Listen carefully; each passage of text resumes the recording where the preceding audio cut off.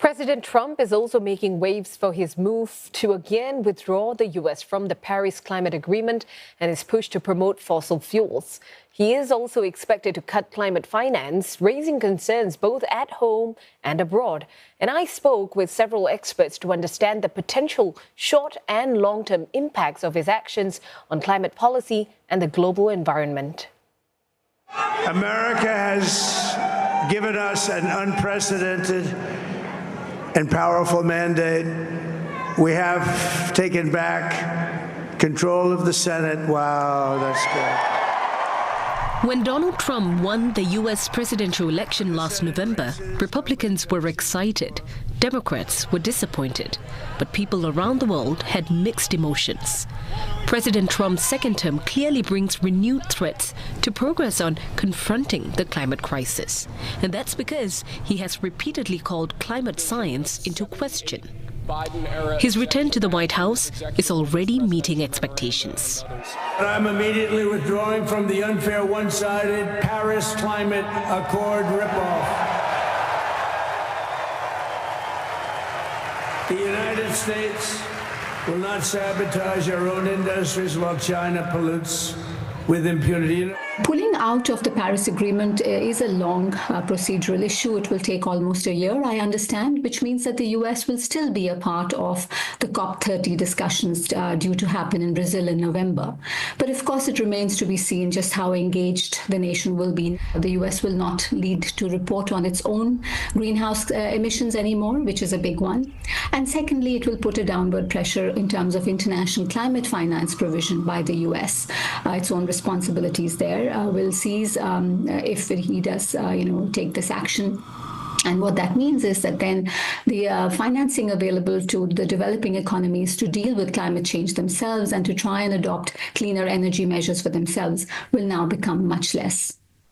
Consider that in the previous Trump administration, the average allocation towards international climate finance provision was about $600 million US, as compared to the Biden administration, which was averaging about $11 billion US towards the end of his presidency. It's very different from 2017. I mean, the world has moved on, climate has moved on, and one of the things that we've really seen since 2017 is the energy transition has really gathered pace. So the economics around things like renewable energy are very, very different. Solar energy now is called the cheapest form of energy in history. The problems we're facing now on climate are different in the sense that the energy transition is happening. The big issues are around siting, permitting. How do we get renewable electricity onto the grid? But I think the biggest thing is, the US is one of the world's biggest emitters, and it's really critical that the US is in the climate fight. And we know there's going to be a pause on that for the next 4 years at least. And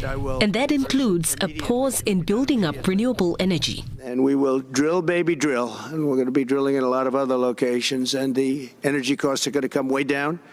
They'll be brought down to a very low level. President Trump has also laid out a sweeping plan to maximize U.S. oil and gas production, including by declaring a national energy emergency and stripping away regulations. Plus, he's revoked an order that had set a 50% electric vehicles target for 2030.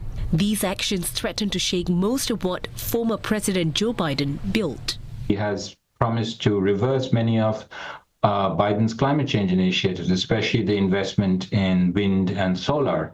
On wind, he has made very bizarre statements like it's killing birds and whales. He's also spoken about that there's some giant faucet in Canada which is being turned on and off. So all of these statements actually make it likely that he's going to be extremely chaotic, and he actually always pushes ahead with his promises. And finally, he also wants to be known as the crypto president.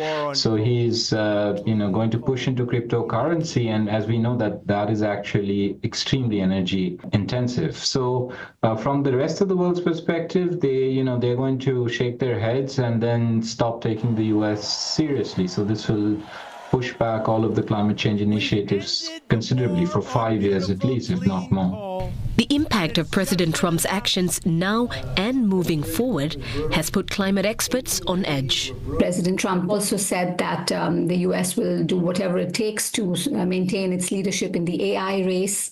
And judging from the people who were sitting in the front row of his inaugural address, all the tech moguls, clearly there's going to be huge pressure in terms of energy, and which will mean that fossil fuels, mining and digging, baby digging is going to happen. And that will put further pressure in terms of the US's own energy emissions.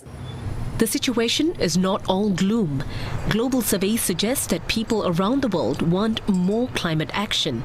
And a number of nations and regions remain, for now, committed to tackling what many have called an existential crisis. China, for example, is the world's largest producer of renewable energy and a leader in climate technologies. So progress on this international issue might be hampered, but not halted altogether. The debate, however, may take yet another divisive turn.